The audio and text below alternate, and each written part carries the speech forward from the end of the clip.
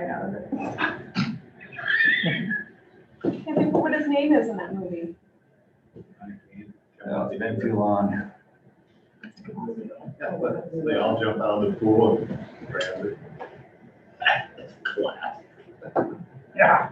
That would have been class. And when the priest gets struck by lightning. I tell you what, when those guys were on Saturday Night Live, they were hilarious. I don't even watch it anymore. They were, who knows if they were. Well, I mean, yeah, some of those things that they, Come up with. yeah, The Bassomatic, you couldn't say it today. the Bassomatic, where they had dropped the fish in and they were through the blender. Remember when Chevy Chase did that? Oh, he's the caddy for Ow. Bill Murray. Ow. Yeah, Bill Murray played him. Yeah, Danny Noonan was that young kid. It took me back then, it's like, whoa. It's 9 o'clock. Let's start with pledge allegiance. I pledge allegiance to the flag of the United States of America and to the republic for which it stands, one nation, under God, indivisible, with liberty and justice for all. Well, good morning to everyone again. Good morning. Okay, the first thing we have is the approval of the agenda. Is there any additions or corrections to the agenda? I'll make a Do we motion. want to make, possibly we will not do number 3? Or we can wait and see what hearing shows up? If you want to just wait to check Jason, but I'm pretty sure that's the way I understood it. Okay, we'll just wait till then. Okay. I'll make a motion to approve the agenda. I'll second. Been moved and second. Any further discussion? If not, all those in favor signify by saying aye. Aye. Contrary, motion carried. Next we have is the minutes from last week's meeting. Is there any additions or corrections to those minutes? I thought they read well. I'll make a motion to approve the minutes. I'll second. Been moved and second to approve the minutes of last week's meetings. Any further discussion? If not, all those in favor signify by saying aye. Aye. Contrary, motion carried. Okay, first we have on the agenda is Zach Anderson, secondary roads. Thanks, Gene. Have one utility permit this morning. This is for West Central Iowa Rural Water, getting, extending a line for a new house. This is north of Manning, Ewald, Section 3.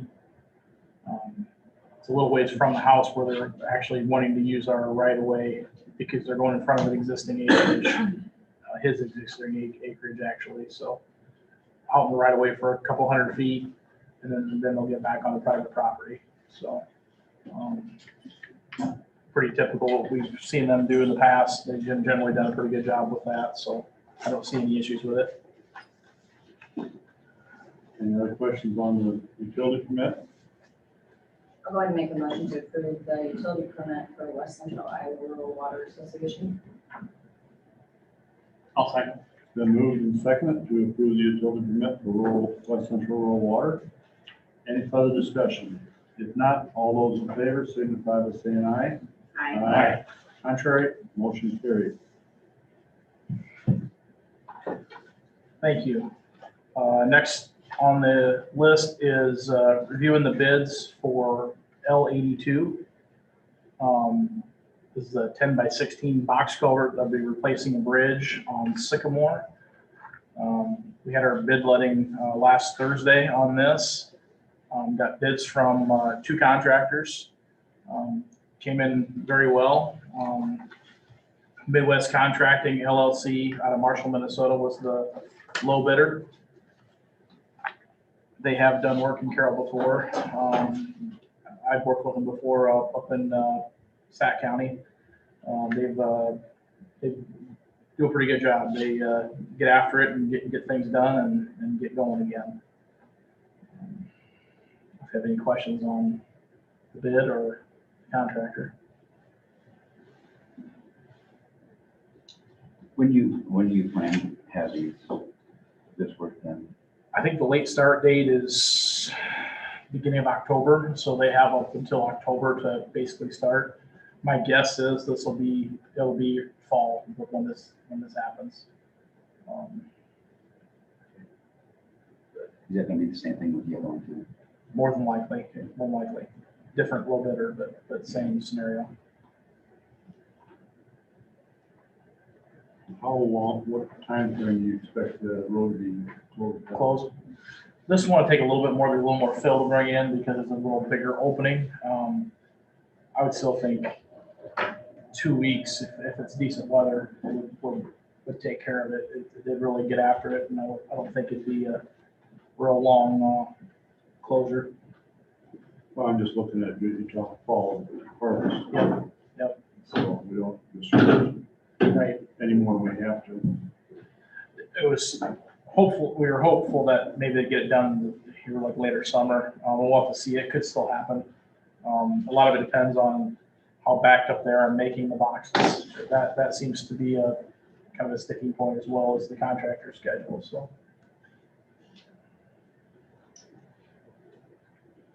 Any questions on the L22 bid?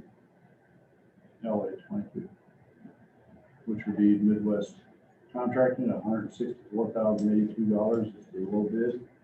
You only had 2 bidders, right? We did. And the other one was $183,369.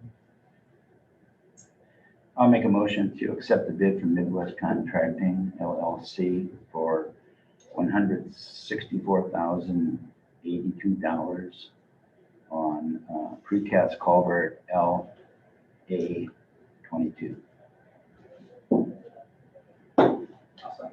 Been moved and seconded. Any further discussion? If not, all those in favor signify by saying aye. Aye. Contrary, motion carried. Thank you. Next project is for LFM A11. This is down by Dixon Timber. Had, again, the same 2 bidders on this project. Flipped different order.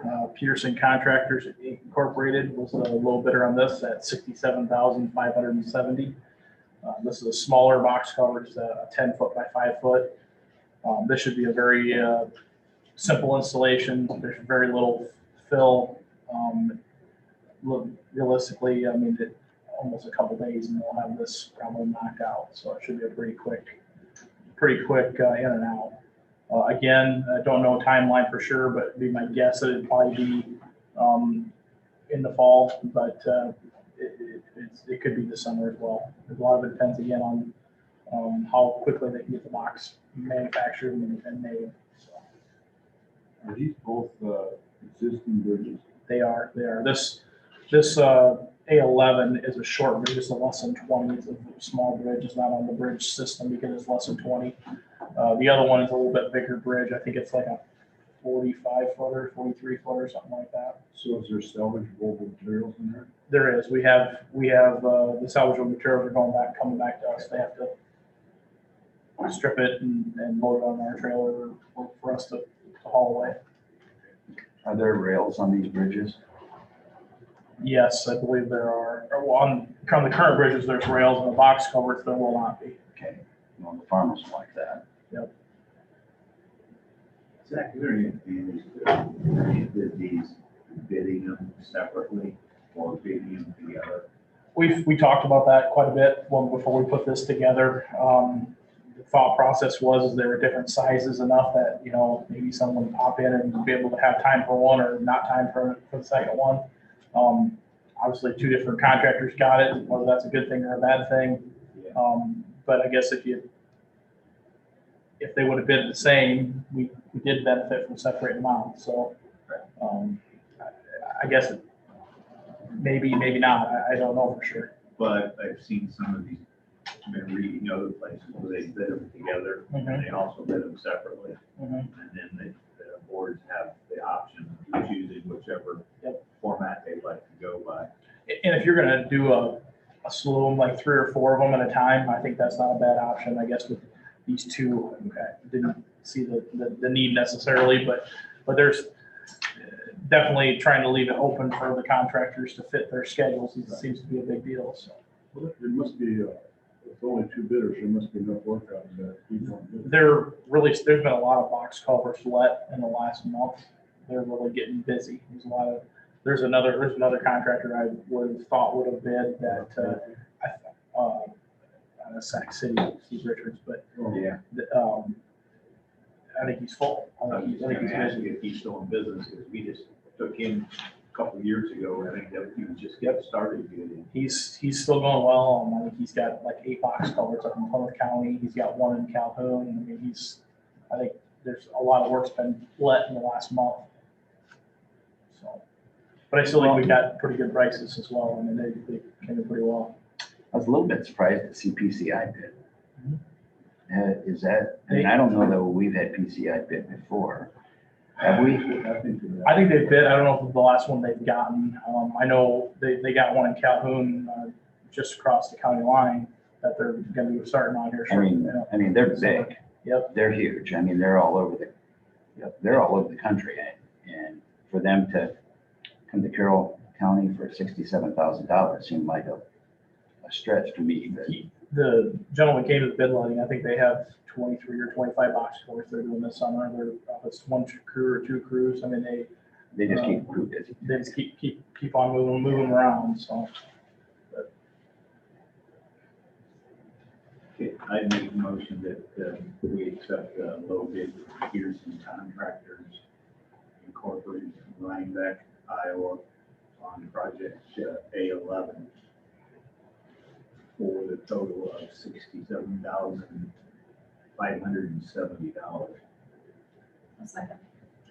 Been moved and second to accept the bid from Peterson Contracting for A11 for $67,570. Any further discussion?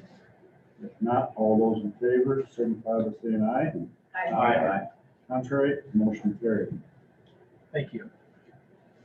Last time on the list today, and we had talked about this, I bet it's almost been a year ago now, the flashing beacon at the Wheatland corner. Did some looking into this. I know Ken had gotten pricing or gotten the LED stop sign here last year. I think I seen an invoice and I double checked and it has gone up just a little bit, about $80. They are about $1,660 for the LED stop signs. And that's shipped to us for each one that you install. I also looked into the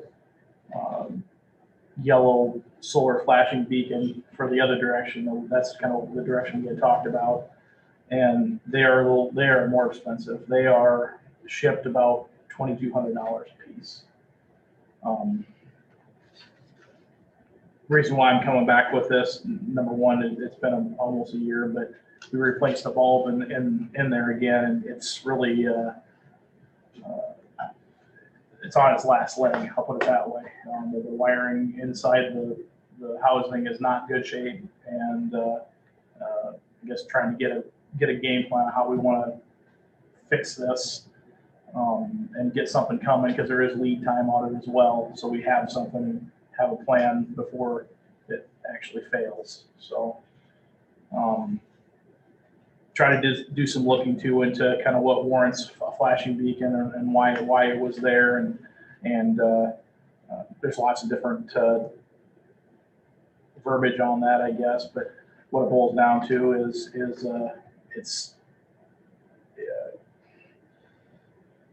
it's really a judgment call, I guess, is what it boils down to. From a traffic standpoint, there's between 700 and 800 vehicles going east-west through that intersection, and I think 500 to 600 roughly going north-south.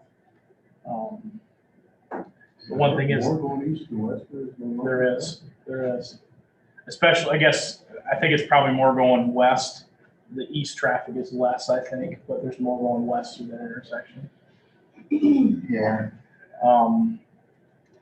The one thing about that is that it's got good visibility. You can see a long ways from almost every direction. I mean, the shortest would be the east leg, the hill that's there. But even that, I mean, when you're coming from north or south, you can see quite a ways, people coming up to that stop sign. So that's a good thing. We pulled the crash data on there for like the last 10 years. I think there's been 5 crashes out there the last 10 years. No fatalities or anything like that. I don't know how many were serious or not, but say I wouldn't consider it a bad intersection by any means. That, you guys, what's the status on the poles holding that up? There is, yep. What's the status on those? Have you eyeballed them any or? I haven't. I guess they really are going away from these beacons. So if we did a stop sign with or without the yellow ambers going north south, those would be pole mounted, and at the stop sign, and then away the yellow flashing light away from the intersection a little ways. So those poles would go away if we went to this style. The DOT used to have a program to actually remove these beacons and go to this system, this type of system. They've gotten rid of that program. I think a lot of the beacons have gone away. I tried looking a little bit into replacing it and didn't find much as far as what people have put up. I think they've gone to basically post-mounted solar lights in lieu of that. I'm not saying they're not out there, but it's very hard to find and few and far between, I guess. As far as safety, probably the yellow flashing lights are probably as important, if not more important than the stop signs, because that's where the visibility would be the problem, especially coming from the south, if I remember. Coming from the east. The east is the red, the red stop condition. The north-south, you can see quite a ways. And from the west, you can see quite. The west you can as well. If you come over that hill from the east, and then the stop sign Right there. is right there. I mean, it's not right there, but I mean, Mhm.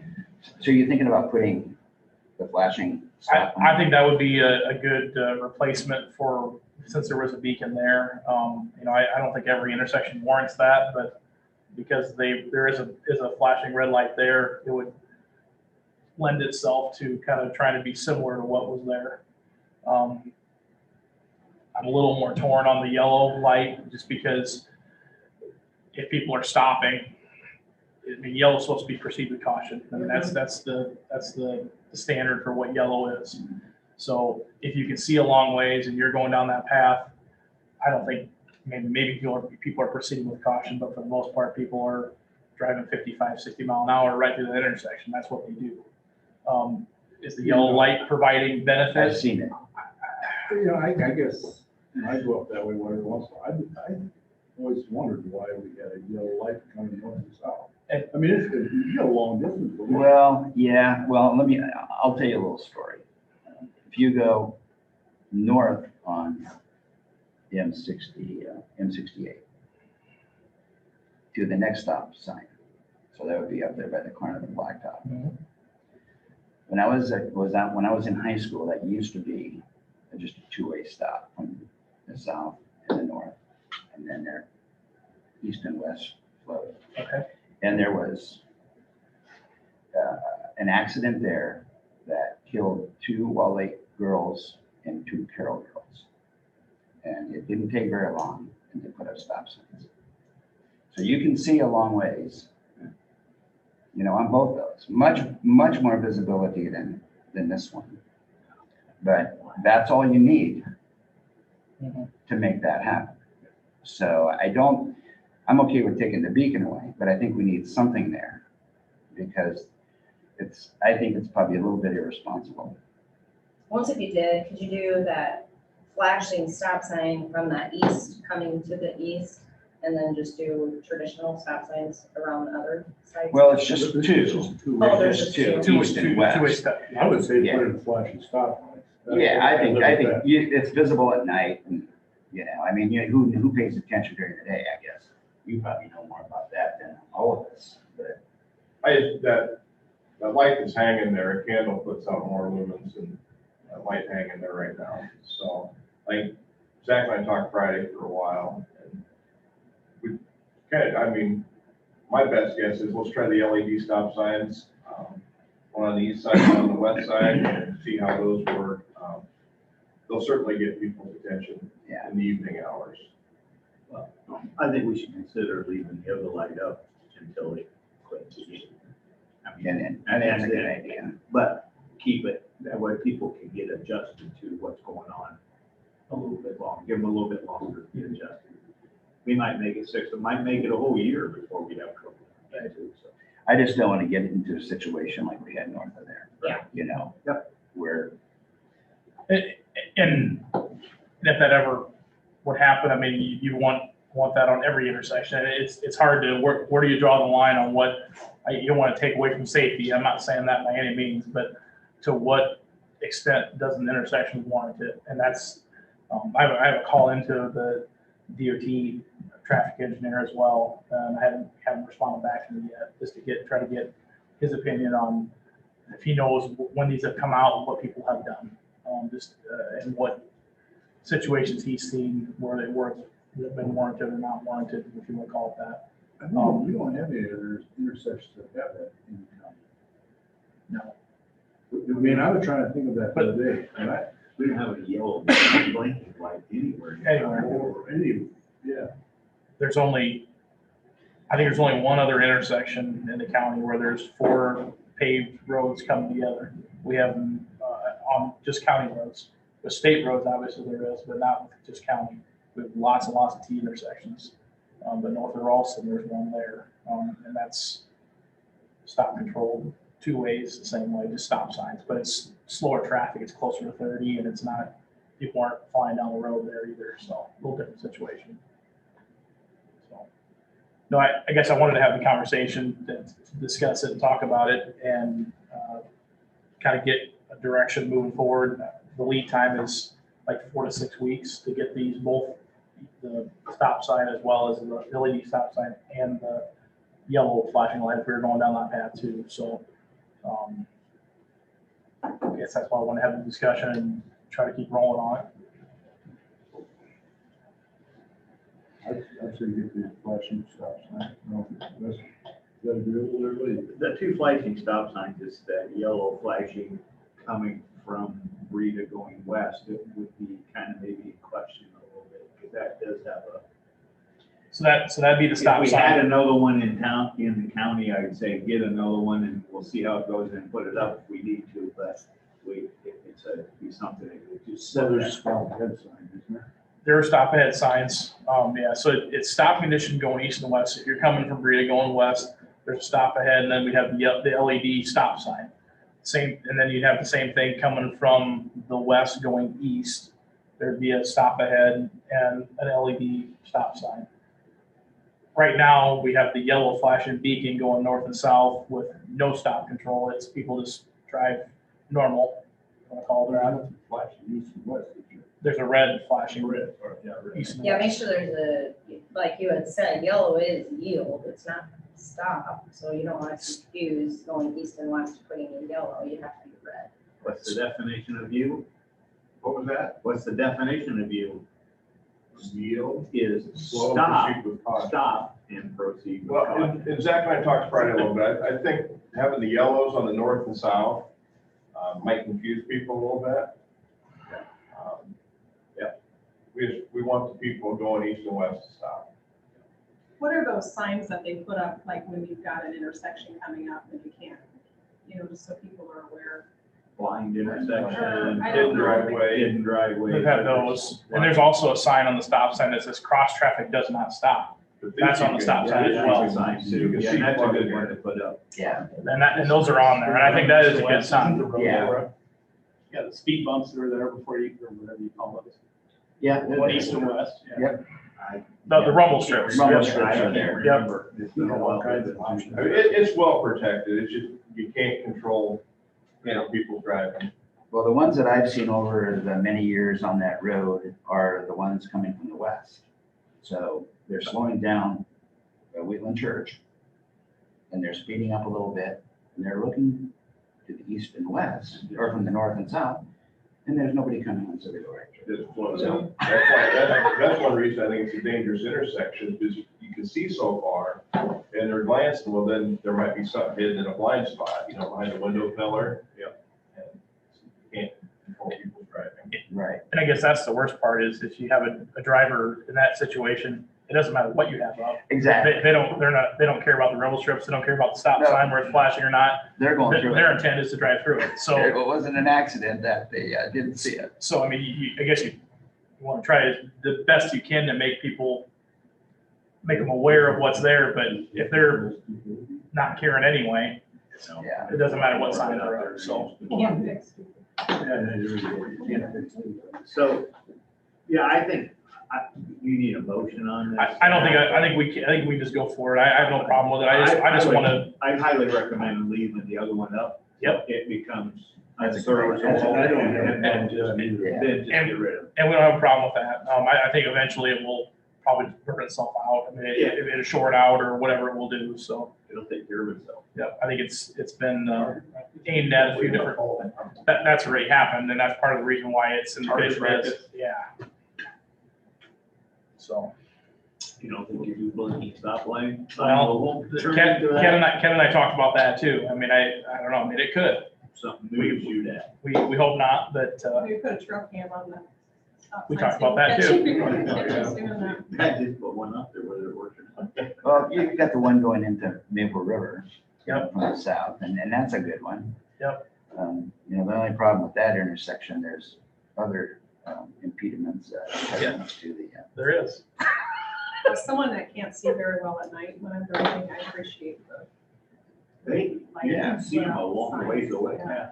Zach, how many, do we have any spares Of those. of those sitting around? So What's our? Secondary alternative? Roads hasn't installed any of those as of yet. The ones that have been put in, Ken put the one in at Maple River. Maple River, we just put one on the north side of Litterdale. Yep. At that stop sign, and then Breda put one in on the east side of town. And I don't know does Coon Rapids have one down in town? Who? Coon Rapids? Mount Carmel wants one. And we're looking at getting some more. That's the problem when you get them. Yeah, that's the problem, is that these, that's a call that I got from, I don't know. geez, if Maple River has one, why can't we have one in Mount Carmel too? And that's where I think it's got to warrant, the situation has to warrant what it is. And that's where I guess there's a flashing beacon there right now. That's why I think it's a good reason to put this back in. I don't know how many stop signs we have in the county, but it's a lot. Not that everyone would warrant a LED stoplight, or stop sign, but I think it's a very specific situation where they're needing.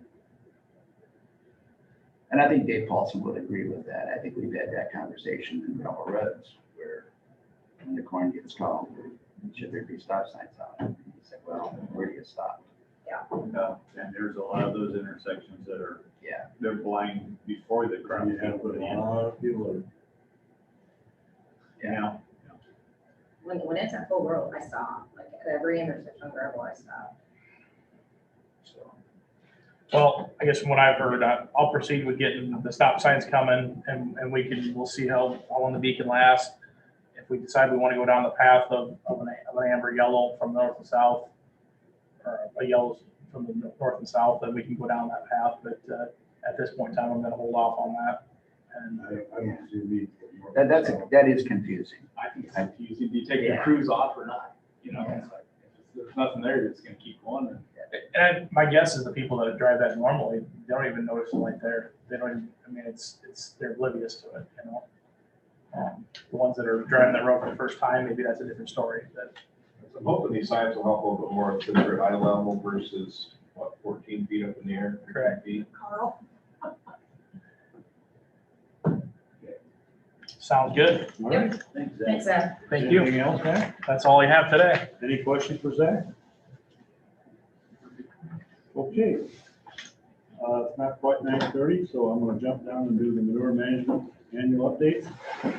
We have Sparta at section 35 of Sheridan Township has changed crop rotation. That's a 4-year update. Easton Feedlot, section 6 of Jackson Township of Green County. They added acres and changed crop rotation, and it's also a 4-year update. The reason some people will probably question why we're doing something that's in Green County, it's because they've got acres that are spreading here in Carroll County, so. Those are the manure managements. if maybe do 6. Yeah. Okay, number 6, we'll do that. That is a mental health proclamation. That is in Courtney's information there. This is something that the whole region is doing. All right, Rich? Yes. And it's just a proclamation making that, proclaiming May 2021 as Mental Health Month, which is almost over. So, is there any questions on that proclamation? Do we actually need a motion? Probably do that. You could make a motion to proclaim May 2021 as mental health awareness. Okay, I'll make the motion that we proclaim May of 2021 Mental Health Month, and also give the board, the chair, a go ahead and sign. I'll second. It's been moved and seconded. Any further discussion? If not, all those in favor signify by saying aye. Aye. Contrary? Motion carried. Oh, good. Good catch. No, that's fine. I thought I'd go for it. Okay, next we will have the public hearing on the Rise Broadband County property lease. They are requesting a 5-year lease on our tower. And according to our attorney, we have to have a public hearing on it. Has there been any written comments on it? No. Is there any oral comments or any comments on the internet? Ben? Ben? No comments on the internet. If there is no oral or written comments, we will close the public hearing at this time. And what we will do is we are going to hold off on approving the lease agreement until we get the new agreement from our attorney, John Ward. You haven't got one yet, have you?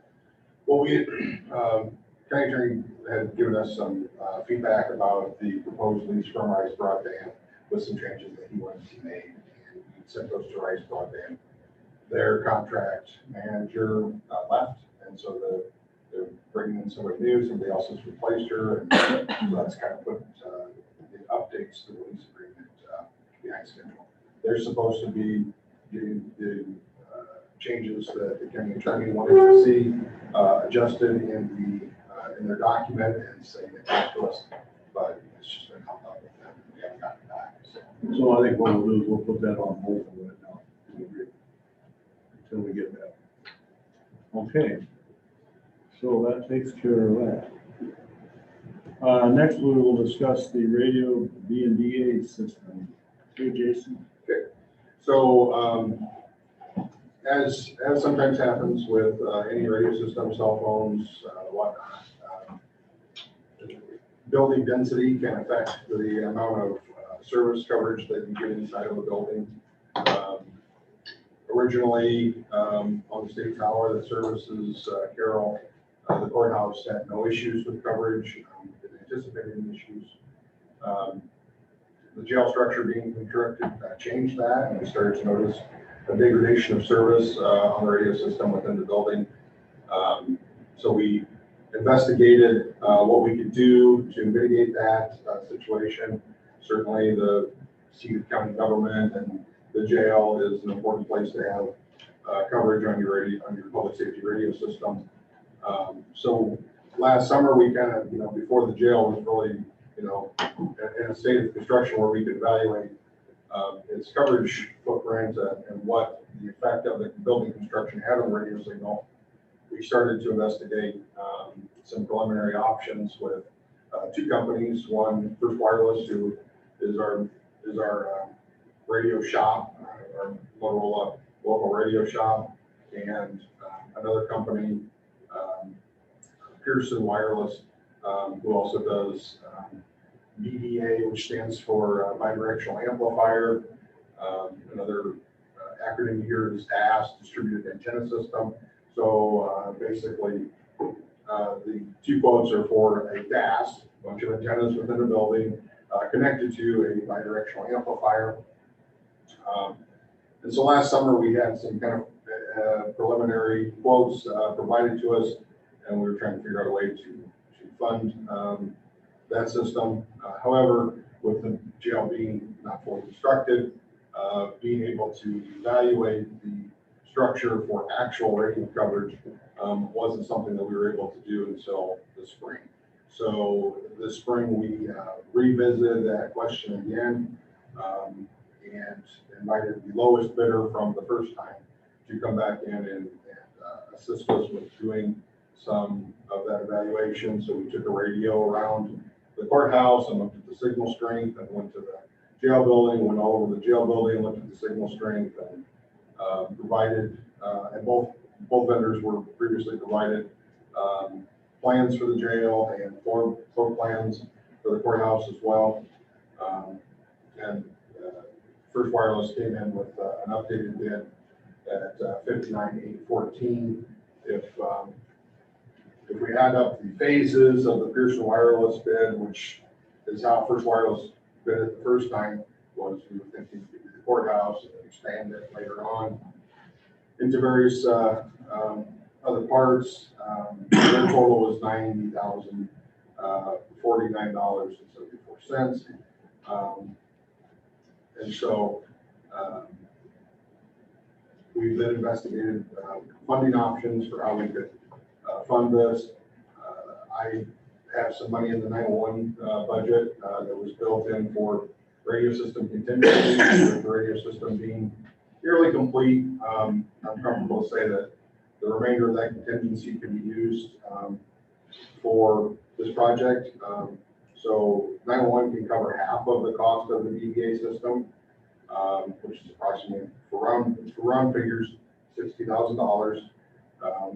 911 can fund approximately $30,000 of that.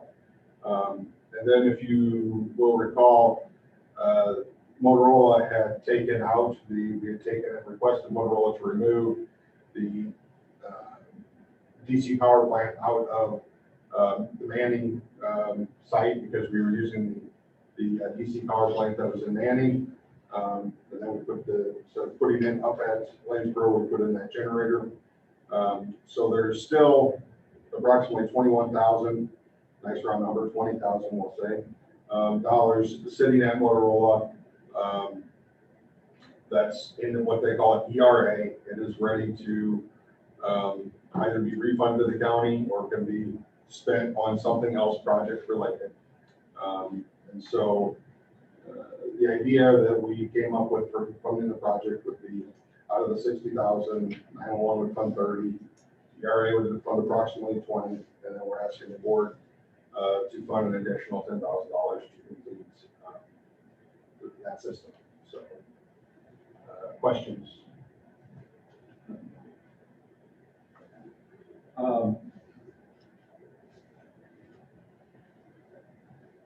Any questions? So the 911 fund, you're taking 30,000 out of bid. Does that mean some projects don't get completed then in the 9 that were? No, we had budgeted a certain amount of money. We put it aside in a line item for radio system contingencies. Just for example, some of the stuff that we paid for out of that was Willie first responders didn't have a radio in the project. We didn't have account for them at the time. I think they only had 1 member that was responding. They've got 3 or 4 members now, and they requested a radio, so we had to report. Within the project, we did not account for base station radios at fire stations. So 911 funded the purchase of base station radios out of that contingency fund. So there's just been little things, little odds and ends that have come up that we've used that line item to take care of, so that we don't have to come back to the board of supervisors over again. We built that into the 911 budget for this current budget year. So you didn't have that $30,000 budgeted anywhere else then? It was just sitting there. Well, we had a contingency budget. We didn't know, Okay. right? We Right. didn't know. So basically you what the contingency- budgeted for a contingency for something like this. Right. Okay, But we didn't budget 60. We've used up that contingency on other things that have come up. So I think, you know, we will have to probably call a 911 board meeting to get this approved. I don't anticipate that they would have an issue with it, since money that we had budgeted for the year. And in other equipment purchases like mobile radios and stuff that are outside of the project, we would normally do a cost share program. So this is kind of in line with that same sort of cost share that we would do on new pagers or whatever. It's just a little bigger dollar amount. So, Jason, will this change the self-service ball carriers in this building or just FirstNet? So this would, because FirstNet and the statewide radio system work on the same frequency band, the BDA, from what I understand from the vendors, will enhance FirstNet cell phone coverage within the building. Commercial carriers operate on different bands. As a matter of fact, normally your FirstNet phone oftentimes operates in the commercial band as well with AT&T. So in those situations, that would be a different system that would have to be purchased. So Okay, the next thing is, as we look at this, why a roof penetration? Is it a point to point from the antenna to the existing physics tower? Is that what we're trying to connect with? well, there's an external antenna outside the building, and the BDA, and Ray, if I say anything here that's off kilter, you jump in. But the BDA system has an external antenna outside the building, and then a number of antennas, lots of them, throughout the building, that, get mounted in the false ceiling, much like a smoke detector. And so that's the distributed antenna system inside the building. There's a single antenna outside the building that sees the radio network, for example. And then there's a bidirectional amplifier that works as kind of a passive device that takes signals on that frequency band from outside the building and pipes it into the building, and signals from inside the building and pipes it out of the building. So that is kind of, in a nutshell how it works. Well, I guess my real question is, why a roof penetration? So Why not go out the west side of the building? So- Because we could have a line of sight to that tower. let me address the roof penetration thing, because there's been, originally First Wireless had told us that, hey, we would prefer to put it in the bidirectional amplifier, the actual kind of head end of it. We prefer to put it in the jail and the IT room in the jail. However, after they contacted, when they talked to the folks that are doing the construction project, I found out there was no good existing roof penetration to go to.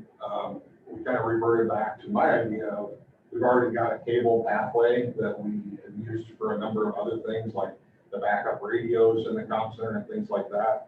They go from can go from the basement to the roof and of the courthouse. And so they went back to their proposal and said, okay, if we move the BDA down to the basement or within the courthouse, could be Zach's room or it could be in our IT area. What does that do to the design? It changed one connector at the cost of $9. And so my recommendation is we put the actual head-end unit in the courthouse and not have to worry about a roof penetration on the jail, not worry about a change order. We just go up to the same spot we've got other antennas. Just another potential leak. Yeah, so, through the penthouse on top of the courthouse, we have other antennas that have been mounted, and we just go right back to that same well. My question is, we were told that we're gonna have all this good radio signal and stuff, and that was gonna be tested. And now we're finding that we have an issue in this building, and it seems like we're blaming it on new construction. But we're also putting it in the new construction, so there must be an issue with the new construction. How many other places are we gonna have this issue? I don't anticipate many, if any. The construction of a jail is unique in the county to the amount of concrete and steel that are inside the structure, and those are things that affect radio signal quite a bit. But I'll let Ray comment as well, and anything that you can offer, Ray. Yes, good morning. The courthouse jail is kind of a worst case scenario. And I think, excuse me, I won't use the word assumed, but going into this project, we knew that this building was going to be a challenge. And in fact, excuse me, the Carroll site had been on the air, it's been on the air for a while, several years, I believe. And early on, having this in-building amplifier was something that we had tentatively planned for just because of the density of this building. So this is not unusual.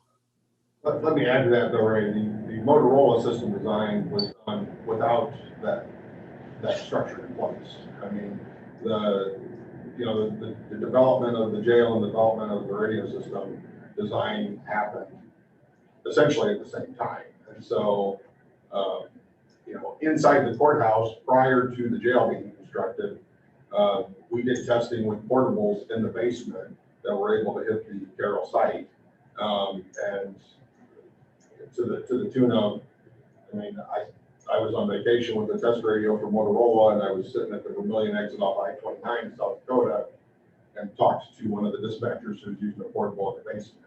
So, it was the construction of the new jail directly in line between here and the tower. It just is kind of a perfect. Well, I just find it kind of ironic because there's nothing west of the new construction, but we're having issues with new construction too. A lot of grout in those walls. I know there is. And the portable, the radios get used 100 times a day over there. Talking to one another. There's other high density buildings will see pockets of low coverage. There's no doubt about that. There's going to be places at the hospital where a portable radio is not going to hit the system. Part of that, the ER floor is built underground and it's a dense building, and those sorts of situations are going to occur. And this is just kind of a particularly bad building because of that dense construction. Well, I guess I'm just kind of surprised. This is the first I heard about that. There might have been an issue coming up. I don't. And I'm not saying I didn't miss it too. Yeah, we want to have a plan on what to deal with and how to fund it. And so again, I think the ask here is that with the available money within the project, with Motorola covering part of the expense, and that one covering part of the expense, that. So we're looking at the county coming up with that 10,000. Another 10. And I talked to First Wireless, and they're okay if they receive that before the end of the fiscal year, after the end of the fiscal year. They're flexible on that. It doesn't have to come out of this budget year if there's no funding for it. If there's funding for it out of the next budget year. I do think it's something that needs to be addressed sooner than later. So the wires can be run before the ceiling tiles are up, which are getting close. And I tend to agree with you. Cut the installation cost down. My next question, how long do you think it's going to take to do this?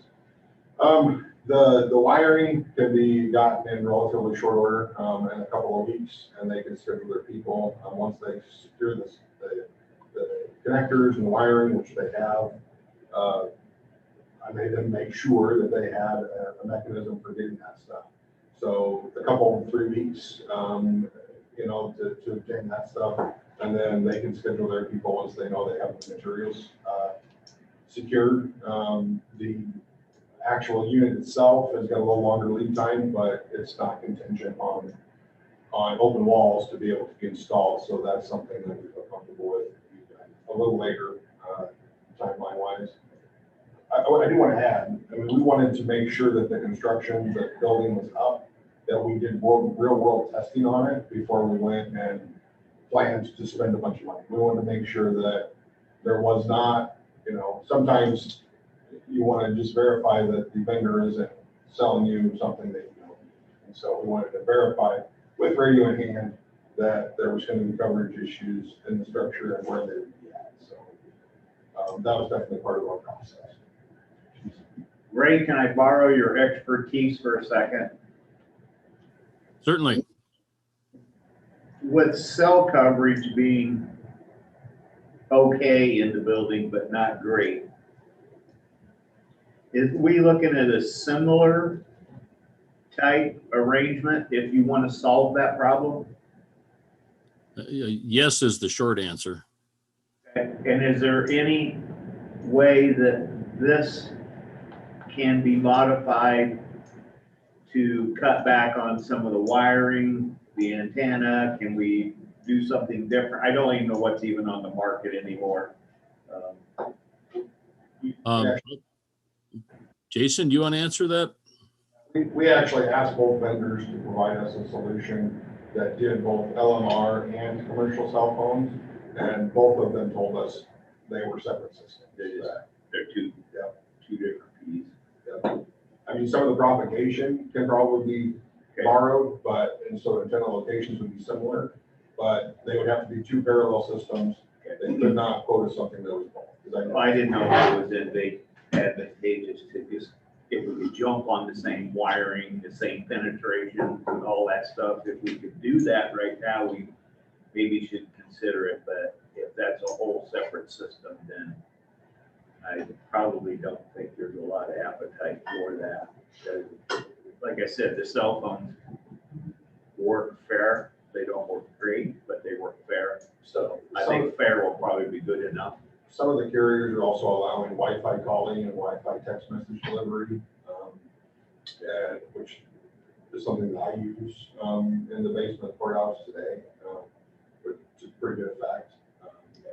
It's not perfect, it's not 100%, but I wonder if some of that technology doesn't, start to develop and then it makes that sort of a system less desirable as well. So, All right, any other questions? Yeah, so I'm kind of hearing two different things, one from Ray and one from as far as the expectation of this happening. Jason, you didn't expect this to happen somewhat, but Ray, you had some idea that this may happen. And so I guess, so now it looks like the pot's empty, right?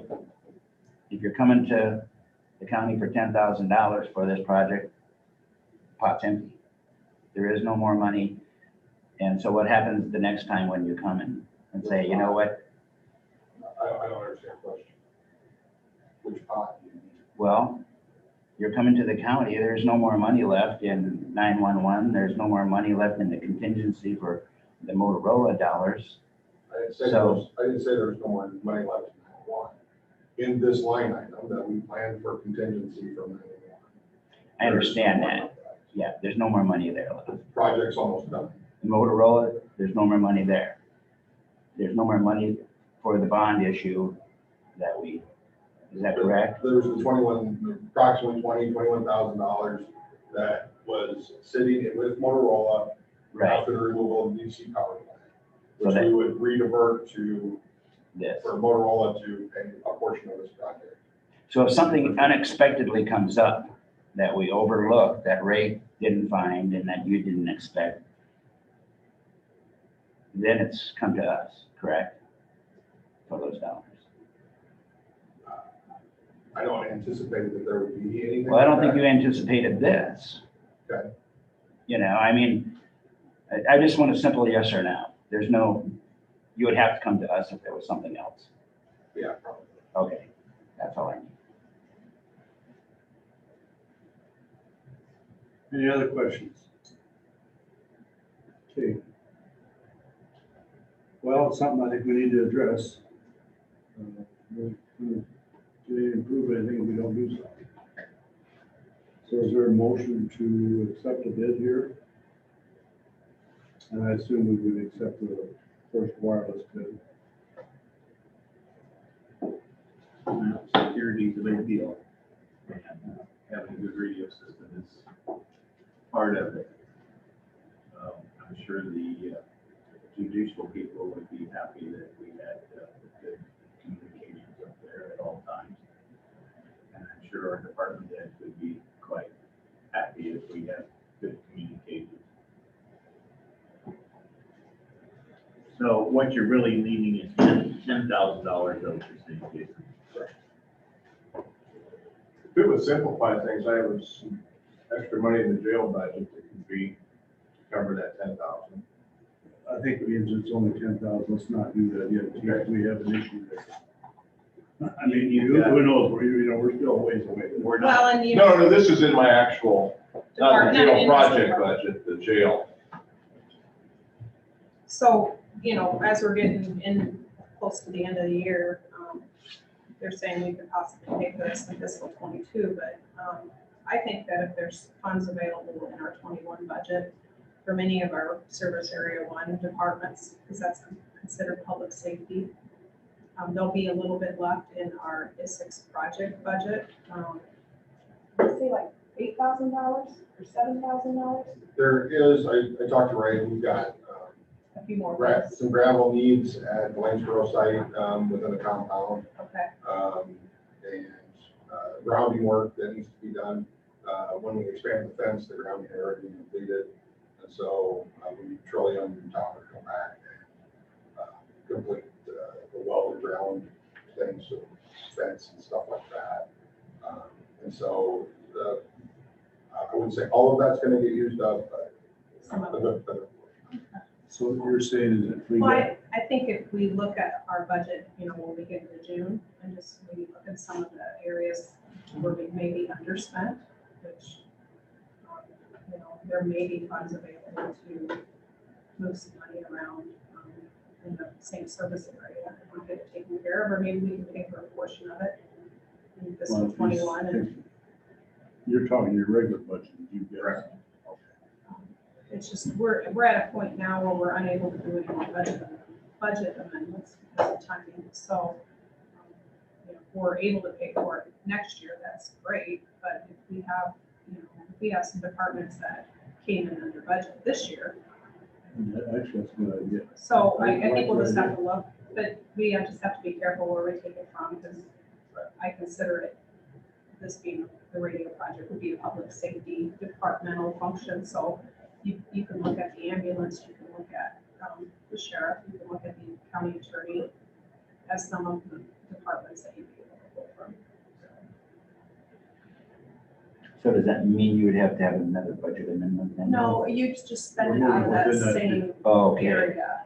All right. Service one. Yeah. But you have to be careful, because you obviously don't want to short any of the departments, because they've been approved The that thing is, we budget. can wait up to the right end of the month, Correct. and then if we don't have it, we can pay for it next year. That's a good, And I don't know, I I think that's mean, good. I do too. we I could like certainly that. let the department heads know, you know, after the exactly what last, they're up against. after payroll, the last payroll in June, because we obviously run it before the 30th, we'll know how much money they have left in their budget.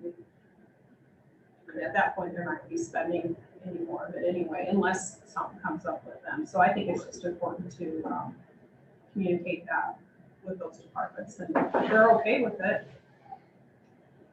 I mean, I guess in my opinion, it's unfortunate, you know, within projects, you're gonna have things run over, or just you miss things.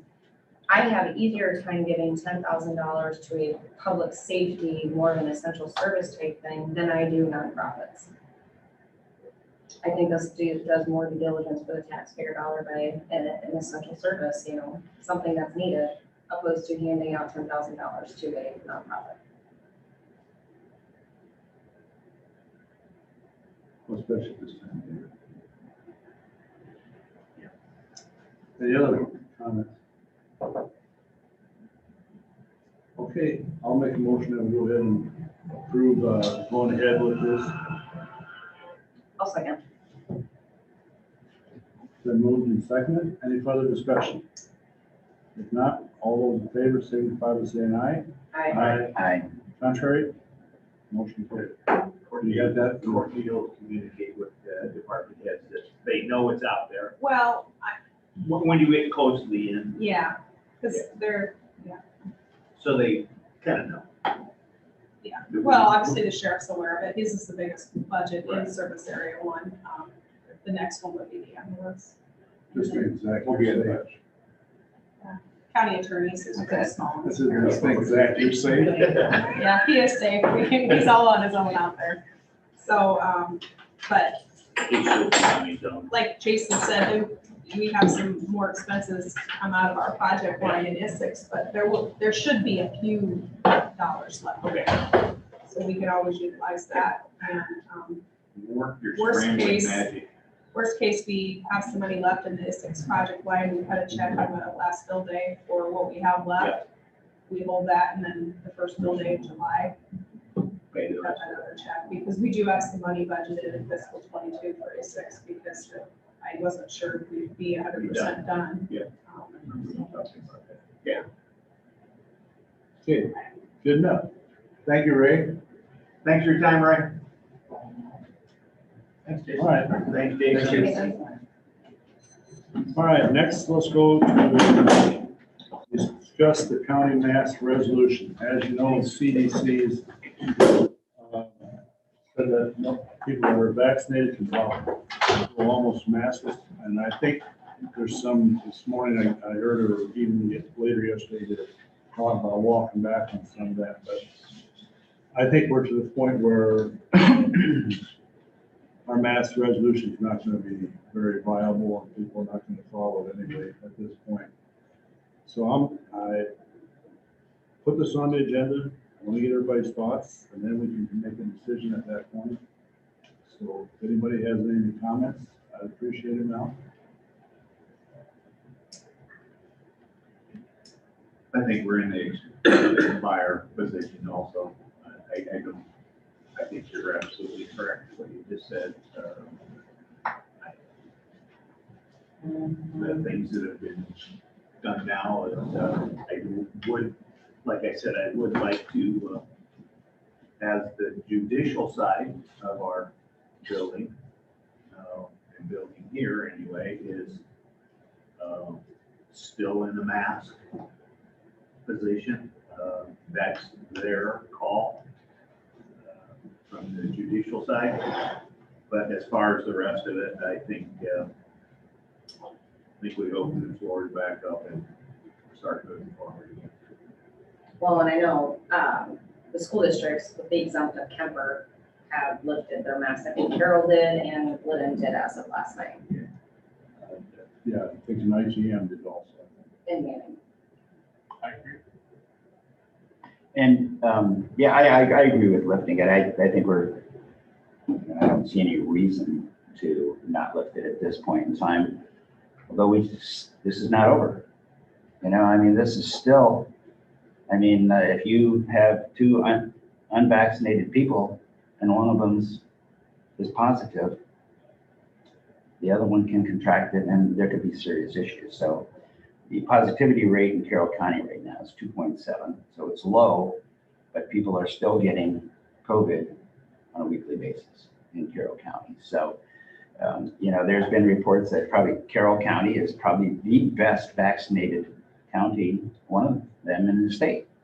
And it's a kudos to all of our residents that have not only used the vaccine provided by IDPH, but have gone out and on their own have making the effort to get vaccinated. So I think that's a very good thing. And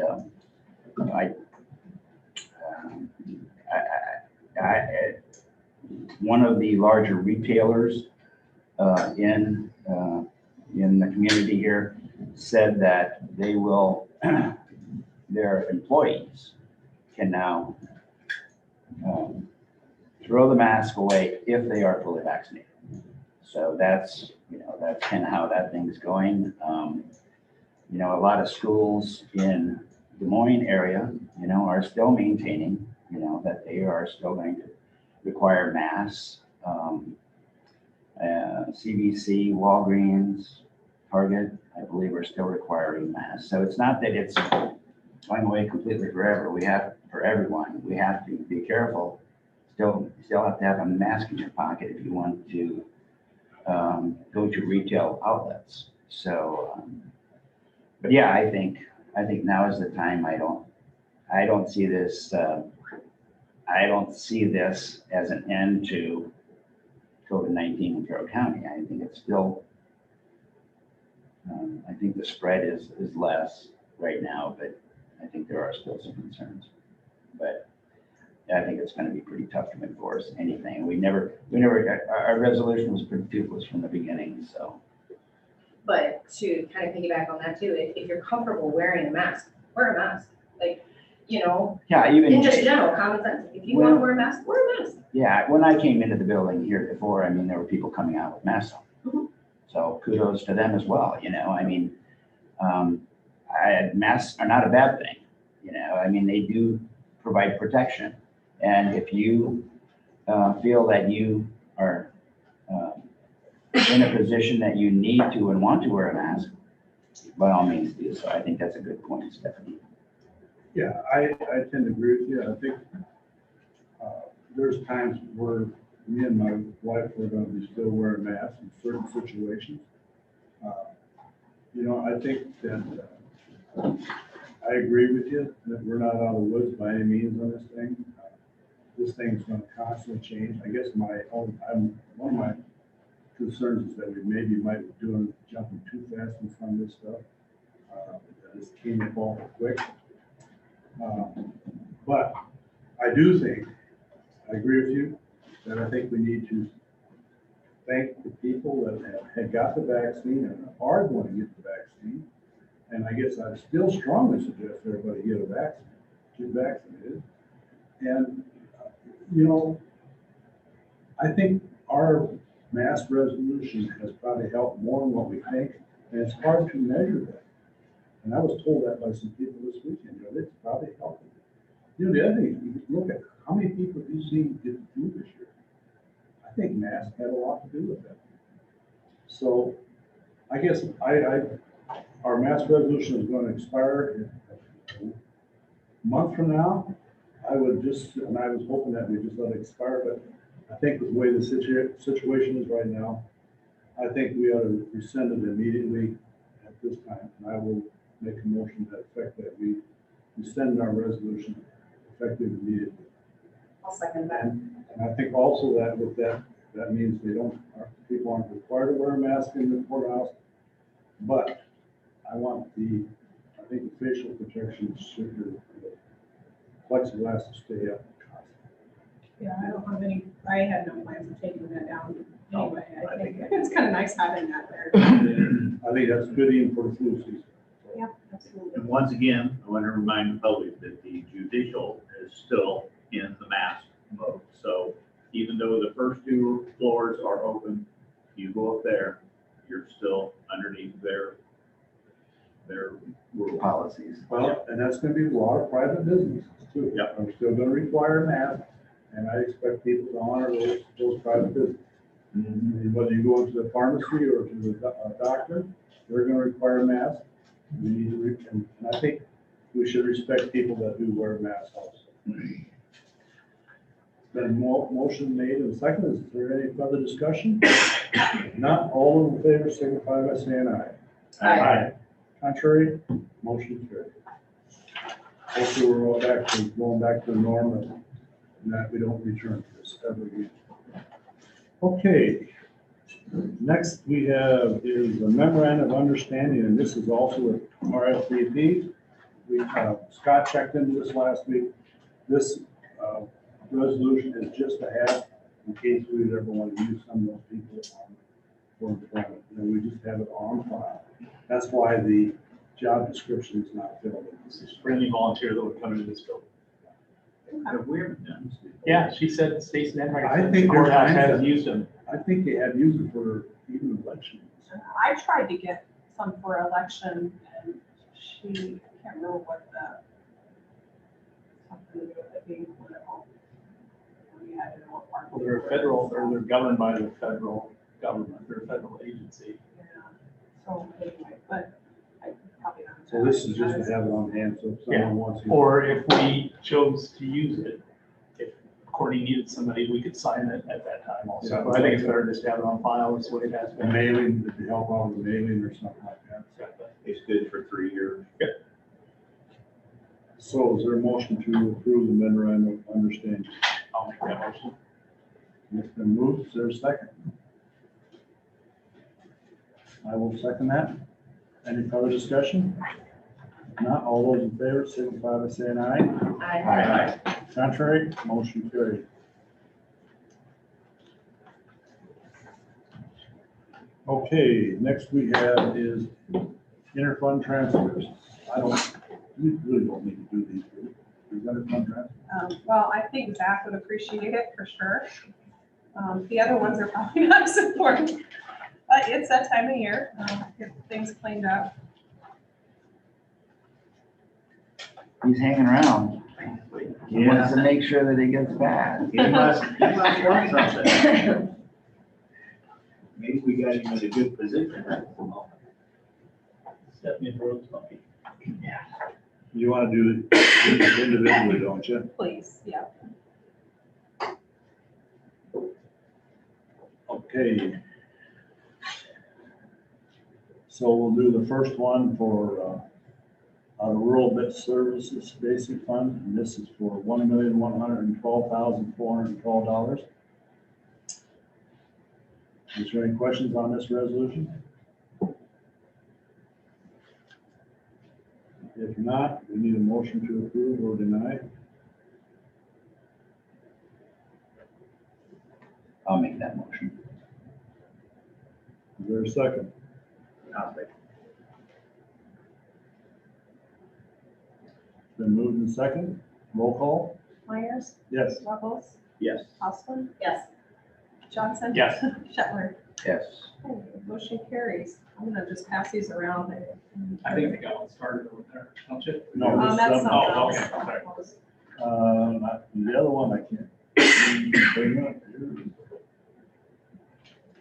Or they're both in the same one. Yeah, it's on the road ones. Okay, and then the next one is from general basic to secondary roads, and that is for $125,362.50. Again, that is from general basic to secondary road. Is there a motion to approve that resolution? So moved. Second. Been moved and second. Any further discussion? If not, roll call? Myers, Yes. Ruggles, Yes. Houseman. Yes. Johnson. Yes. Shetler. Yes. Motion carries. Congratulations, Zach. Okay. Should be two more. Yeah, general basic to capital. Where are they at? Yeah, they're each their own attachment.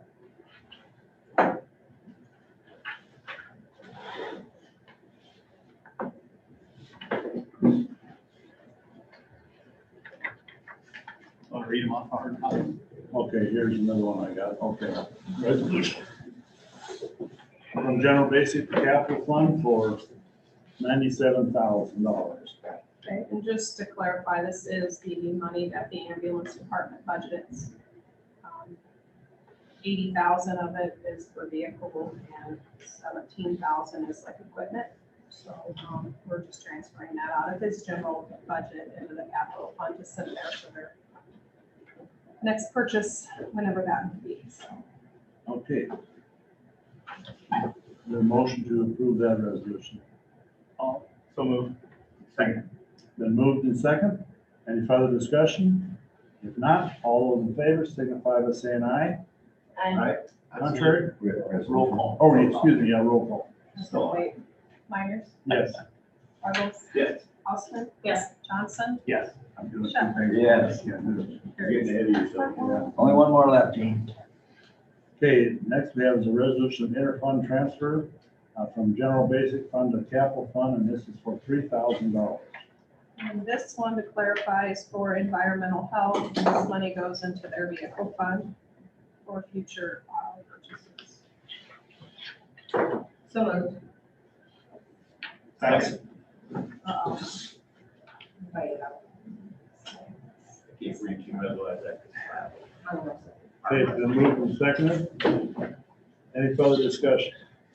If not, Roll call. Miners, Yes. Rubble, Yes. Houseman, Yes. Johnson. Yes. Shaver. Yes. Okay, motion carries. This is the last one and Custer on there. Okay, now we're done, right?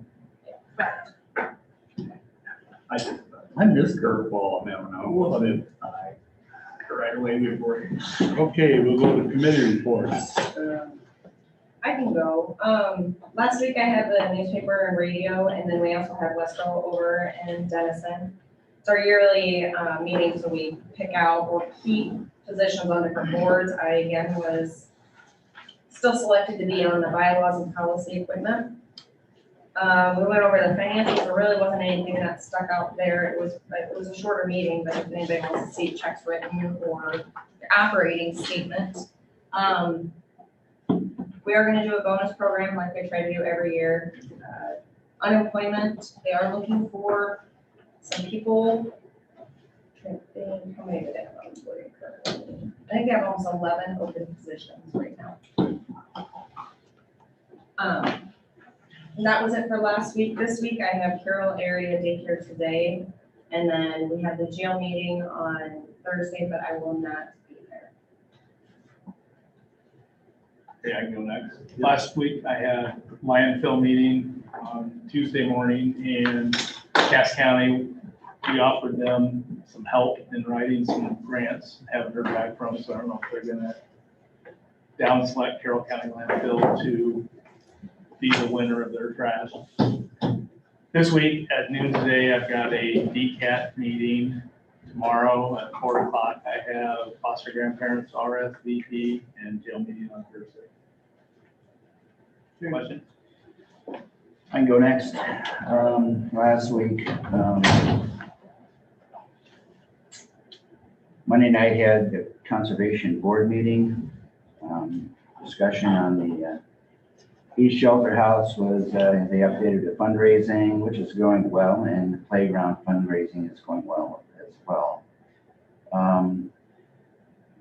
Some situations kind of came up with the rental of the East Side Shelter House. I think they've had 3 functions out there already. I think graduations, and I believe is all they have. The policy change that came up that they discussed was weddings. I think they have 5 weddings planned. 3 weddings planned and more being considered. And when they set the rental up on the facility, it was for $150 a day. And with a $250 deposit. And they did not differentiate between whether it was a wedding or a reunion. So the first one's it's $150. I mean, that's pretty cheap for a venue, for a wedding venue. I'm sure that the Templeton Center gets considerably more than that, and How much you want? I think theirs is $750 is what I understood. That's how many rooms you want. Yeah, And Yeah. I know if you do it like at the Conservation Center, it's closer to $400 or. yeah, something like that. Maybe I'm wrong. So I think they thought it was going to be a shelter house, kind of like what they had in the past, and they would just. Well, all of a sudden now they've got some real issues because, I mean, More options. yeah. So there was a debate between 300 and 500, and I think they decided to go with 500. So, which I don't think that's going to put anybody out, for $500 for a wedding venue. I mean, that's Still pretty reasonable. pretty reasonable. Yeah.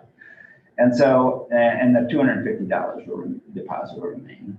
Next thing on the agenda was the campground updates. He gave just basically a general update on the campgrounds, but then he had, there was discussion about extended stay camping with the, say like for construction people who are in the area that pull trailers and want to stay there during the duration of that construction projects. And Sac County Conservation had an extended stay policy, and they're going to review this and come up with probably their own policy that will be signed by and it has to do with how much per night, a monthly basis, garbage pickup, et cetera. So there's a lot of things in here. It's a good policy. I think they're probably going to adopt something like that.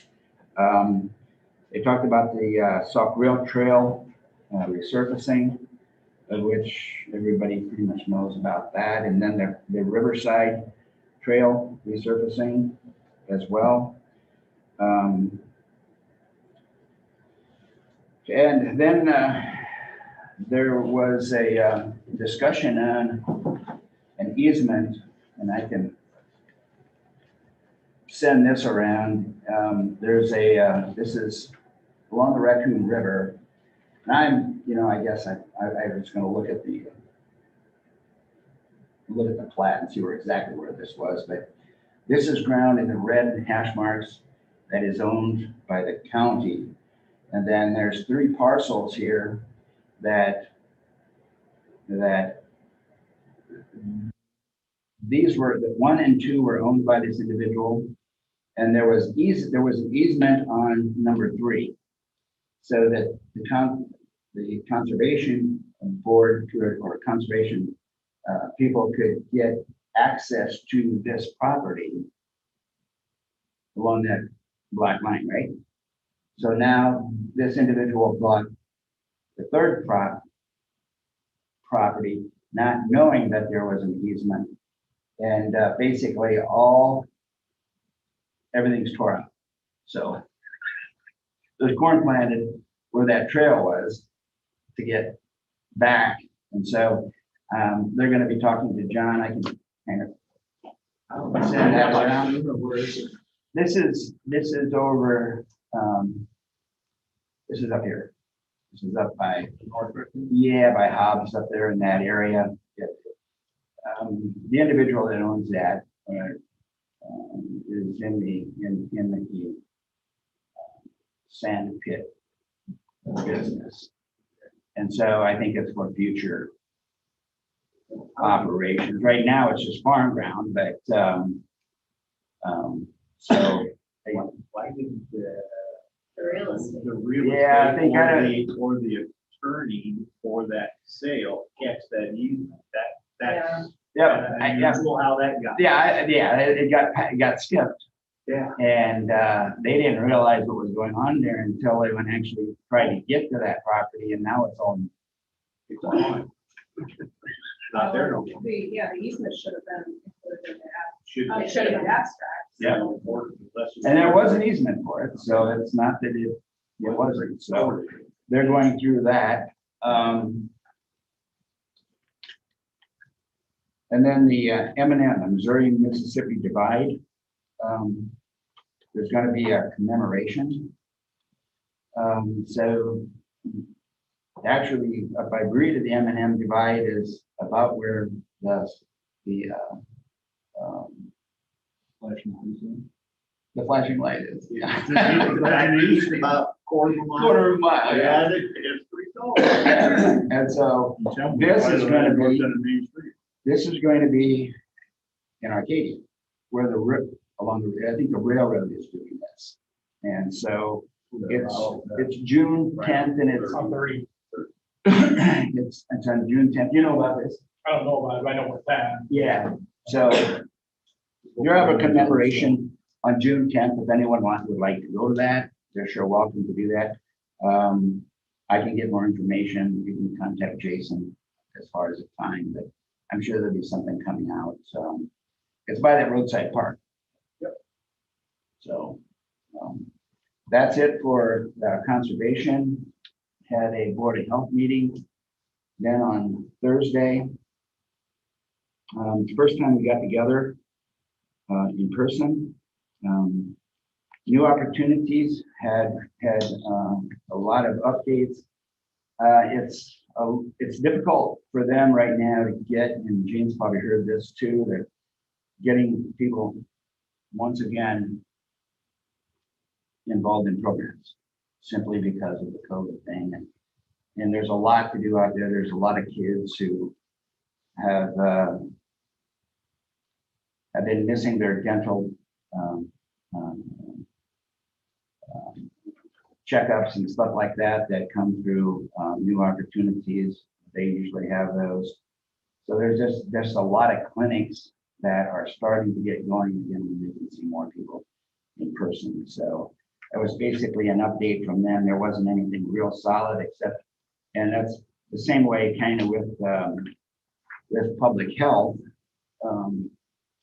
You know, as far as their programs, their foot assessments and blood pressure clinics, those that we were basically non-existent for a year. And so they're trying to get those things going. And I always thought food assessments for the elderly people were very good, simply because you can tell a lot about a senior's health by their feet. And last year they had 464 foot assessments, and this year to date they have 132. We're getting close to the end of the year. So on the flip side of that, a lot of grants did not get used, all the grant dollars. So there is some concern about if you don't use those dollars, you don't get as much back next year. So there was an amendment that we could shift dollars around and use them where it's needed somewhere else in public health. Can't get a waiver to extend the use of those dollars. A lot of new opportunities on the federal waivers to extend. Yeah. I've some knowledge. Yeah, and there's possibility, but from what I heard from the state, it probably wasn't that way. So I'm sure there'll be more discussion about that, but it's closing. Like, time is getting pretty short here. We made an amendment so that we could move funds around and use those dollars. That came from IDPH, that we could do that part anyway. So I think we're going to use it. They're going to be able to use everything up, but it's just going to shift. They're going to shift around. They're not going to use them in the intended areas. I don't think, and environmental health was pretty much the same way as far as grant dollars. They're concerned about using up some of theirs, but I think they're all on the right track and getting them used.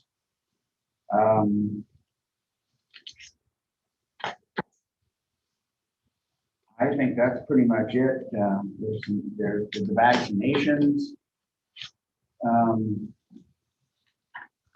We discussed the past vaccination clinics. They did have difficulty using all the vaccine, and although they're hoping I could get a good answer with this, and I never did, but whether or not they had to destroy any of the vaccine. A lot of it did go to Mary Greeley Hospital in Ames and to other counties that could use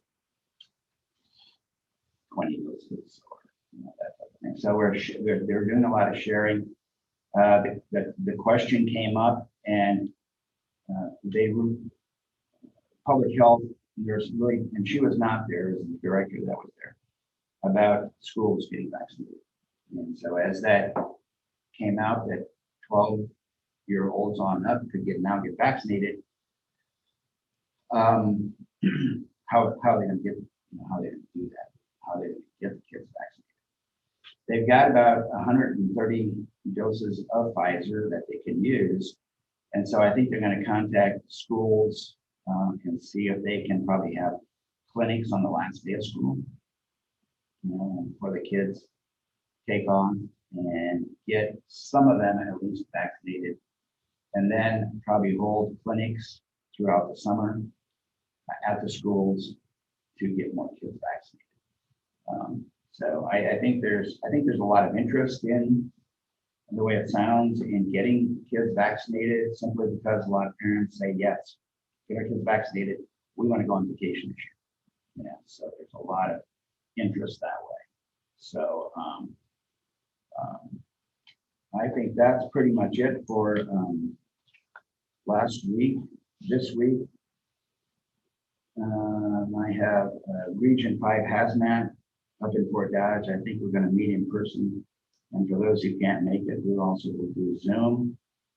And there may be, I'm sure there's going to be more work done on the Board of Health, on the public health. So that's my week. Okay.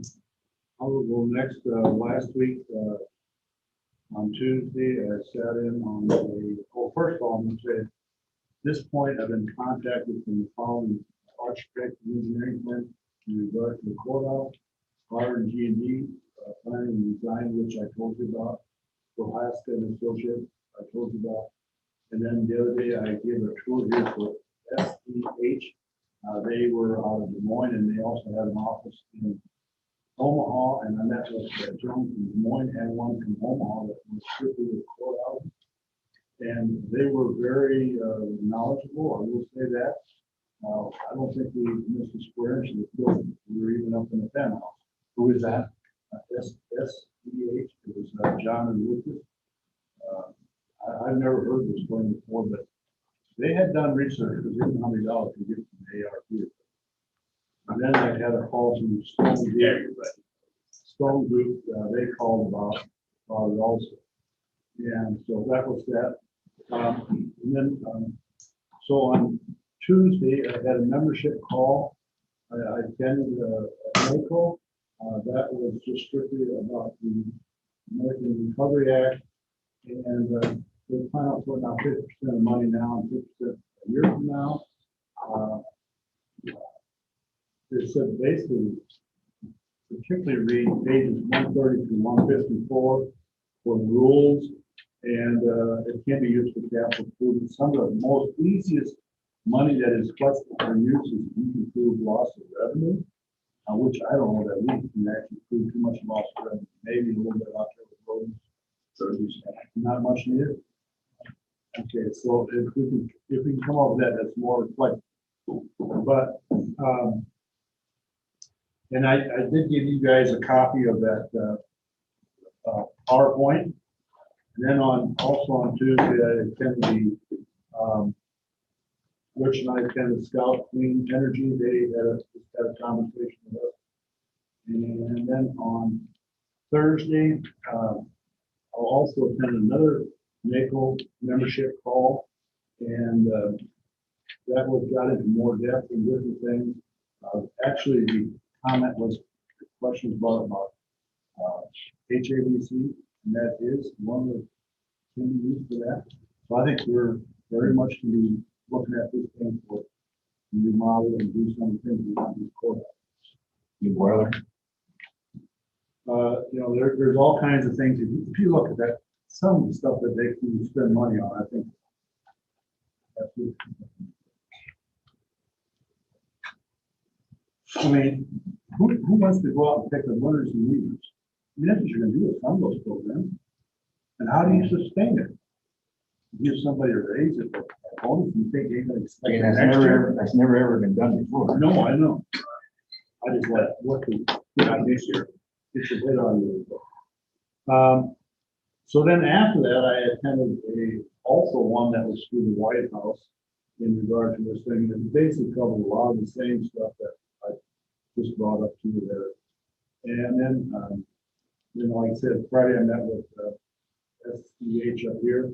This week I have CAC meeting on Tuesday, and then Thursday is the jail meeting. And then I suppose we're supposed to have a yes Senate board meeting on Friday. Oh, and I also did on Thursday, set on the Highway 30 coalition. Things have not changed much there. They're sending out letters of support, get letters of support from legislators on 4 and 30, the DOT commission. The treasurer is no longer in that position. She must be personal reason. Mechanics bill, yeah, I don't know what's going on there. So And then regional director for Joan Ernst is also doing a little talk on it. So, all right. I'll just comment on Highway 30. I listened to it on the way into the Board of Health meeting that day. And, you know, it's a very well-run, well-operating coalition. They're doing a very good job of getting the word out, contacting legislators. They've got a lot of momentum. I think they talked about, Gene, about doing a study, hiring Snyder Associates to do a study, and I think they've got a pretty good balance in their treasury fund to do some things like this. So look forward to more stuff from Highway 30 Coalition. I think they're really going to make things happen, at least if we get an infrastructure bill that provides some sense in dollars to these states for infrastructure. One of the comments we'll make about these NAPO membership calls that they're getting, they're attending. I always sign up for them, not necessarily always to be there for time, but we sign up for them. We have them the opportunity to listen later on. So I do a lot of that at night. Did you get on the ISS? I don't know. I still haven't seen any, but I jumped on the website and I sent Rachel an email. Yeah, I called you. They were gonna work on it. You should. She said you're on the list, but I don't know why you're not here. I said, well, let's try you. Okay, last week on Tuesday, as Gene talked, we met with the Scout Clean Energy and it's just a meeting with them to visit about this project.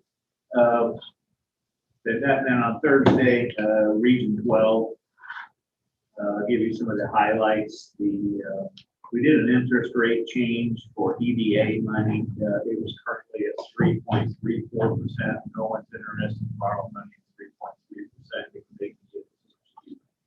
So we had the option, and the maximum we could do, we could lower it 1 full percentage point. We did drop it to 2.34, which does match up with another program interest rate. So that's what the money's there for, is to get it out. So that's where attempt is going to be on that.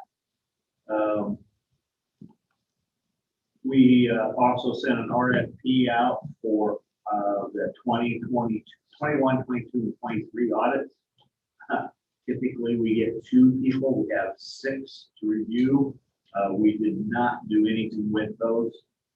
There was just too much information to be able to reevaluate that. The transit side of it, there were 3 new buses that were brought in. These are 16 passenger buses. One has went to Westco, and it's used for moving school children around, bringing some routes for kids. One of the other buses went to New Hope, and the third one will be in, and it will be assigned probably just into the regular fleet for help for moving people around. There's 3 with quite high mileage on them. Local assistance, one of the Jefferson houses, one of the last spec house that was built, there's an offer in, and there's a back and forth going on about a down payment assistance program, whether they're eligible or not, and that's being worked on by Chris and Carla, and they will have that solved by the G At the DOT, they are writing grants for both Coon Rapids and for the Carroll County Conservation Board, and they're also writing one for Audubon County Conservation Board. The college staff is working on that. They're just redoing a bunch of ordinances. There's a lot of cities and counties coming to them who are looking for help with that.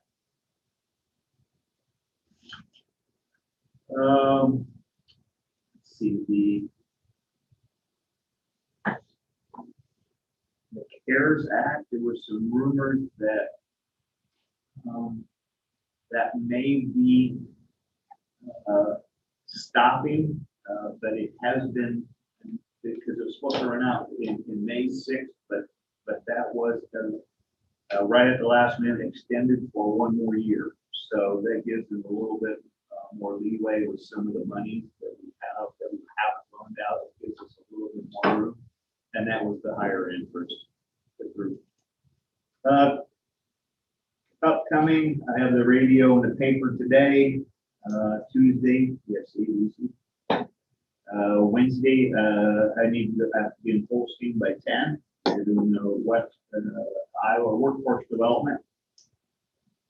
Thursday, we'll be baiting construction. And that is it for me next week. Okay, Courtney, you have anything? What's next week? Nothing.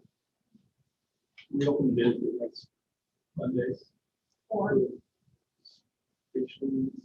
Oh, that is due, it's due the 21st.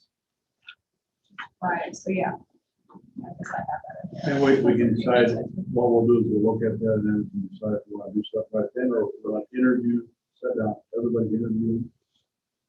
Yeah, I haven't received any from anybody, but I don't think that's, They're due the 21st. yeah. Usually The 20th, that would be the you'll get them later. So we can decide that Monday. What we can do.